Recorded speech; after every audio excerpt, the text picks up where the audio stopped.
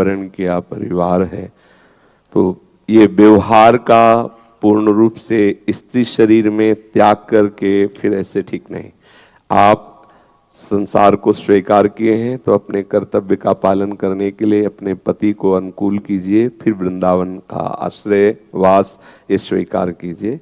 गृहस्थ धर्म से युक्त स्त्री शरीर में युक्त होने पर पूर्ण रूप से स्वतंत्रता नहीं दी जा सकती कि आप सब छोड़ करके, और ऐसा आप अपने पति की अनुमति लेकर के ही आगे कदम बढ़ाइए, क्योंकि आपने पहले वो स्वीकार किया है। आपने पाणी ग्रहण संस्कार किया, चाहे पुरुष शरीर हो चाहे स्त्री शरीर हो। अब आपके अंदर भक्ति का भाव बढ़ रहा है, लेकिन जो दूसरा आपका मित्र है, चाहे वो पति हो या पत्नी हो, अगर वो रागी है संसार का और आप उसके प्रतिकूल होते हैं, तो आपने दोनों ने पाणी ग्रहण किया इस बात का कि हम एक दूसरे का निर्वाह करेंगे। मुझे लगता है शास्त्र सम्मत बात ये रहेगी कि आप अपने पति को ही भगवान मान करके उनके द्वारा जो सेवाएं दी गई उनका भगवत प्रसन्नता का हेतु मान करके उनकी अनुमति से चलें। यदि वो राजी हैं कि आप वृंदावन वास करें, दोनों मिलकर वास कीजिए, या कभी कभी आते हुए सत्संग सुनिए, ऐसे वास कीजिए। मुझे ऐसा लगता है कि पति से विरोध करके वृंदावन वास करना उचित नहीं। यशोदानंदन दास जी, जय जय राधा वल्लभ श्री हरिवंश। गुरुदेव के चरणों में कोटि कोटि दंडवत प्रणाम। महाराज जी, अभी तो ऐसी स्थिति है कि थोड़ा सा बुखार आने पर भजन ढीला पड़ जाता है। इस देह संसार से आसक्ति समाप्त कैसे हो? हाँ, पूरी तन्मयता शरीर में है ना, इसीलिए है। यदि हम शास्त्र सदगुरुदेव के अनुसार अपनी दिनचर्या बनावें तो पहले हमारी अधर्म प्रवृत्तियां छूटें, फिर धर्म प्रवृत्ति से भी राग कर्ता भाव का छूट जाए, तब स्वरूप का अनुभव हो जाएगा। पहले हम तस्मात् शास्त्रम प्रमाणम ते कार्याकार्यो व्यवस्थित हो, कार्य और अकार्य की व्यवस्था जो हमारे शास्त्र और शास्त्रज्ञ महापुरुषों ने की, पहले हम उसके अनुसार चलें। रात दिन हमारी दिनचर्या शास्त्र सम्मत गुरु सम्मत हो तो उसका प्रभाव होगा। यदि शास्त्र सम्मत गुरु सम्मत है तो अंतःकरण पवित्र होने लगेगा, शांत होने लगेगा। तो जैसे निर्मल और शांत जल में नीचे की वस्तु दिखाई देती है, ऐसे जिसके प्रभाव से, जिसके प्रकाश से प्रकाशित होकर अंतःकरण निश्चय करना, संकल्प करना, चिंतन करना, क्रिया स्वीकार करना, भोग स्वीकार करना, ये जो अंतःकरण चतुष्टय में जिसका प्रकाश पड़ रहा है, उस आत्मस्वरूप का आपका बोध होना प्रारंभ हो जाएगा। जिसको आत्मस्वरूप का बोध हो जाता है, फिर ये कोई द्वंद्व उसको स्पर्श नहीं करते। जब तक स्वरूप का बोध नहीं होगा तब तक स्थूल सूक्ष्म कारण इन्हीं शरीरों में फंसा हुआ पुनरपि जननम पुनरपि मरणम पुनरपि जननी जठरे शयनम ऐसा होता रहता है। भक्त को आत्मस्वरूप का बोध उसके आराध्य देव कराते हैं। मम दर्शन फल परम अनुपा, जीव पाओ निज सहज स्वरूपा। जीव ही भगवत साक्षात्कार की योग्यता प्राप्त करता है तो सबसे पहले उसको स्वरूप का साक्षात्कार होता है। स्वरूप का साक्षात्कार होते ही जिसका चूंकि भक्ति मार्ग से चला है तो समझता है कि मेरे अंशी, मेरे स्वामी, मेरे आत्मस्वरूप मेरे प्रभु हैं, जो उसने नाम रूप स्वीकार किया है। वो मैं का विस्मरण करके तू में पूर्ण आसक्त हो जाता है। जित देखूं तित श्याममयी। और ज्ञानी तू का लय करके मैं में स्थित होकर मोक्ष को प्राप्त हो जाता है। उसमें तू नाम का शब्द नहीं होता, केवल मैं ही मैं। जो भी बोलो मैं मेरा ही संकल्प, दूसरा नहीं। वो मैं के द्वारा समस्त तू का लय करके स्वरूप में स्थित होकर जीवन मुक्त हो जाता है। भक्त मैं को खो देता है। मैं का स्वरूप बोध होते ही मैं को खो करके वो तू में देखता है। समझ रहे? ब्रह्म नहीं, माया नहीं, नहीं जीव नहीं काल, अपनी ही सुधि ना रही, एक रहे नंदलाल। ये भक्त की स्थिति है। तो उस स्थिति तक पहुंचने के लिए तन्मयताम आवश्यकता है। तन्मयताम, पूर्ण आराध्य देव में तन्मय हो जाना। शरीर में हम तन्मय, इसीलिए मुझे शरीर के सुख दुख का आभास हो रहा है।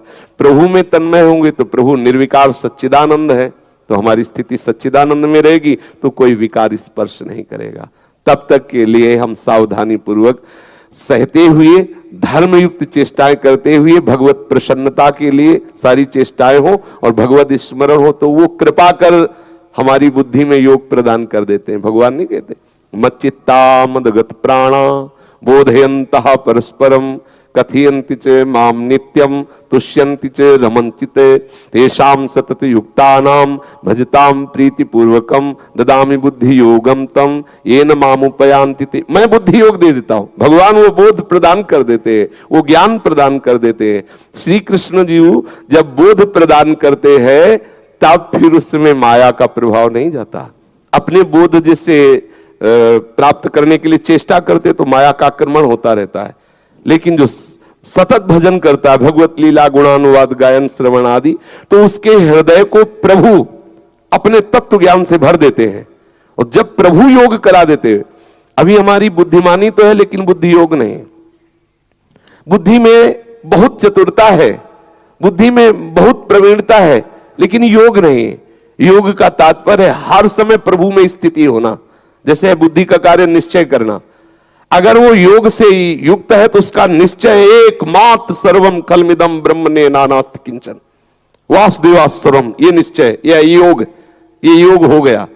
अभी हमारे में क्या कोई व्यक्ति है, कोई वस्तु है, कोई अच्छा है, कोई बुरा है, ये बुद्धि तो है लेकिन योग नहीं है। अब योग जब इस दिन हो जाएगा, उस दिन ये सब जितने भी द्वंद्व हैं इनका प्रभाव नहीं पड़ेगा। यम ही न व्यथयन्ते ते पुरुषम पुरुषर्षभ सम दुखा सुखाधीरम सोमृतत्वाय कल्पते। कोई भी व्यथा उसको स्पर्श नहीं कर सकती, कोई भी व्यथा उससे व्यथित नहीं कर सकती, क्योंकि बुद्धि का योग हो गया है। बुद्धि का योग प्रभु कराते हैं, हमारा कर्तव्य है चिंतन।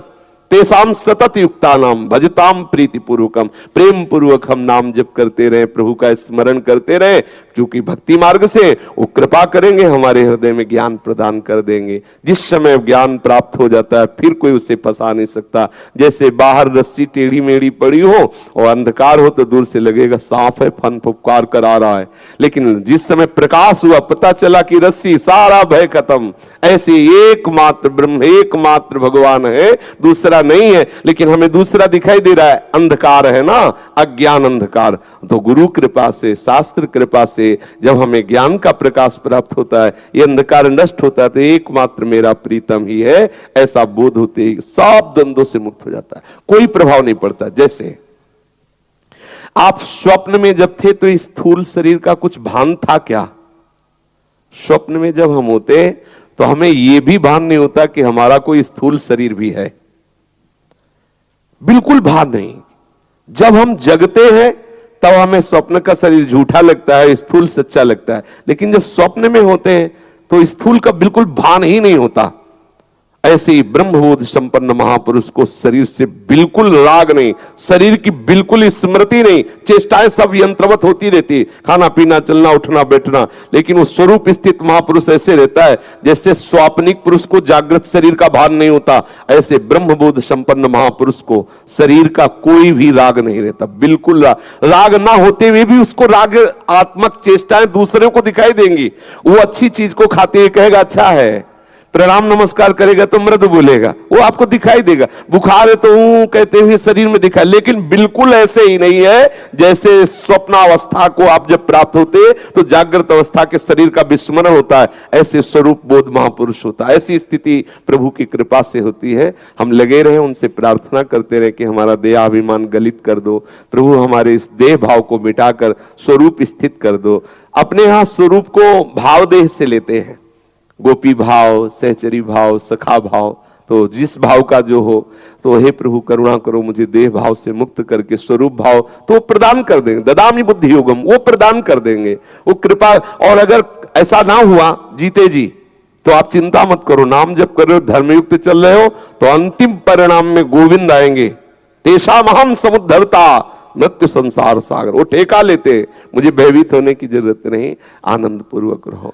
जब बुखार या कोई कष्ट आवे तो समझो कि प्रभु कृपा करके हमारी धुलाई कर रहे हैं। हमारे द्वारा बहुत से ऐसे आचरण हुए जो अपवित्र, प्रभु हमारे उन आचरणों को पवित्र कर रहे हैं। मेरे स्वभाव संस्कार जो मलिन आचरण करने वाले थे उनको पवित्र किया जा रहा है। सहना सीखे, उबना नहीं, किसी भी स्थिति में उबना नहीं। अगर उब गए तो फिर हार जाएंगे, फिर हारना यही होगा कि उसी चिंतन होता रहेगा कि अगर ये रोग, अभी तो बुखार जुखाम है और कहीं भगवान की कृपा से अगर ऐसी सूचना आ गई कि वो कैंसर हो गया है, फिर क्या होगा? फिर तो ऐसा लगे भगवान की बड़ी विचित्र लीला है। और तैयार रहना चाहिए कि कभी भी कोई सूचना आ सकती है। मंदिर है तो कौन से भगवान प्रकाशित हो जाए? इसे जान दो क्या कहते हैं? इसे मंदिर कहते हैं। काय का मंदिर कहते हैं? व्याधि मंदिरम। इसमें बहुत से भगवान बैठे हुए हैं, कैंसर भगवान भी बैठे हुए। अब किन भगवान का पर्दा खुल जाए? कौन सा रोग आए? बोले किडनी फेल। अब हो गया भजन, क्या होगा? और अगर बात बनी हुई है तो जैसे सांप अपनी केचुल से संबंध नहीं रखता, इस रूप से देख पाता है जो भगवत विमुख है। और जो भगवत सन्मुख है तो मृत्यु नाम की कोई वस्तु ही नहीं, श्री कृष्ण ही है। आत्मज्ञान में चले तो किसकी मृत्यु? कब, कहां, कैसे, क्या? इस कपड़े को छोड़कर नया कपड़ा पहनना जैसे होता है ना, ठीक ऐसे ही जीवात्मा का शरीर परिवर्तन होता है, चाहे जितना ज्ञानी हो।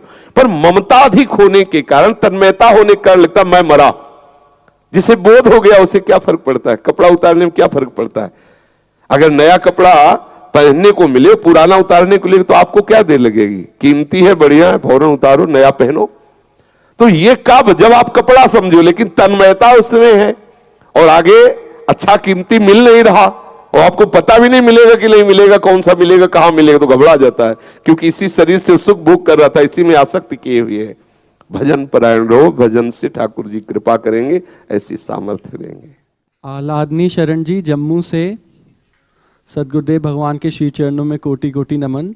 भगवान, साक्षी गोपाल वाले भक्त जी की कौन सी ऐसी साधना हुई जो ठाकुर जी इतनी जल्दी राजी हो गए और साथ चल पड़े? विश्वास, विश्वास। बिन विश्वास भगति नहीं, ते बिन द्रवहि न राम। राम कृपा बिनु सपन्यो, जीव न लह विश्व। भवानी शंकरो वंदे श्रद्धा विश्वास रूपिणो, याभ्याम बिना न पश्यन्ति सिद्धा स्वंतः स्तमीश्वरम। इतना जोर का विश्वास कि जब वहां उस वृद्ध के पुत्रों ने सभा में कहा कि कौन है जो तुम्हें इस बात की साक्षी दे सके कि हमारे पिता ने कहा है कि तुम्हारे साथ बेटी का ब्याह कर देंगे, तो उसने कहा गोपाल जी के सिवा तो और कोई था नहीं। तो उनका गोपाल जी आके कह दें हम अपनी बहन का ब्याह करवा देंगे, क्योंकि उनको पता था कि श्री विग्रह कोई आते नहीं। उसने कहा गोपाल जी थे, गोपाल जी आएंगे, क्यों नहीं आएंगे? वो जब थे तो आएंगे, क्यों नहीं? उसको श्री विग्रह नहीं, गोपाल जी मेरे प्रभु क्यों नहीं आएंगे? तो साफ सभा में पास हो गया कि यदि गोपाल जी आ जाएं तो फिर निश्चित ब्याह जबरदस्ती हम करवा देंगे। वृंदावन आया, ठाकुर जी का शयन हो गया था। आवाज लगाई, गोपाल जी, उस ब्राह्मण बूढ़े ने आपके सामने कहा था, हमने तो चाहा भी नहीं था, उस सेवा से प्रभावित होकर कहा था कि अपनी बेटी का ब्याह तुम्हारे साथ कराएंगे, कहा था ना। कोई उत्तर नहीं। फिर उसने कहा देखो हम मानते हैं कि तुम्हारा शयन हो गया, लेकिन सुन तो रहे हो, आप चल करके उस सभा में एक बार कह दीजिए कि हाँ बात ऐसी ही थी। तो बोले मूर्ति कहीं चलती है क्या?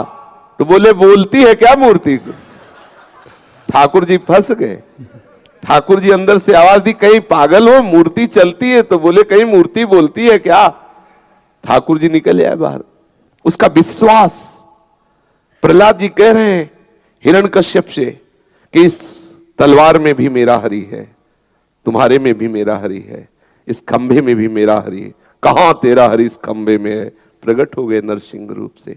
विश्वास, हमारा दृढ़ विश्वास है। हित ध्रुव जो विश्वास है तब ही सुधरे बात, ना तरु माया पंथ में फिरे जो टक्कर खात।